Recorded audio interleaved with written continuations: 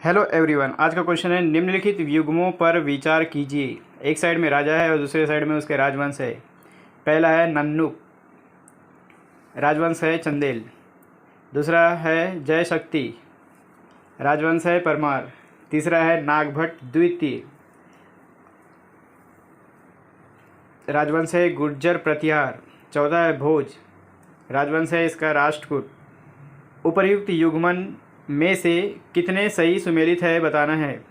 पहला ऑप्शन 1 युग्म, दूसरा ऑप्शन 2 युग्म, तीसरा ऑप्शन 3 युग्म, चौथा ऑप्शन सभी चारों युग्म। तो इसका सही आंसर है बी, यानी 1 और 3 सही सुमेलित है। एक नन्नुक जो चंदेल वंश का शासक था, और तीसरा नागभट्ट द्वितीय जो कि गुर्जर प्रतिहार राजवंश का शासक था।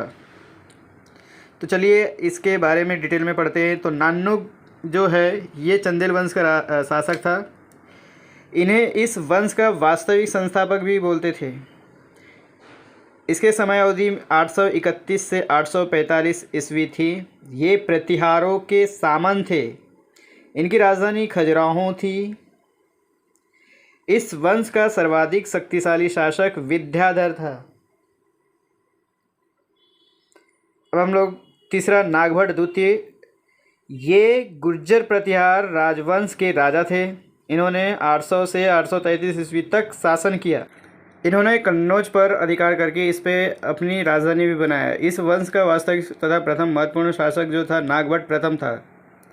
युग्म 2 और 4 सही सुमेलित नहीं है। जय शक्ति यह भी चंदेल वंश का शासक था। इसने 870 से 900 ईस्वी तक के शासन किया। यह वाक्यपति के बाद राजा बना था। अगला है भोज।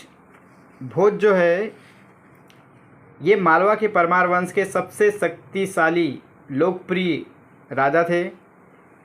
इन्हें कविराज के नाम से भी जानते हैं। राजा भोज को कविराज के नाम से जानते हैं। इसने 1000 से 1055 ईस्वी तक के शासन किया। सरस्वती, कंठाभरण, सिद्धांत संग्रह, योग सूत्र वृत्ति, राजा मार्तंड आदि इनकी प्रमुख रचनाएं हैं।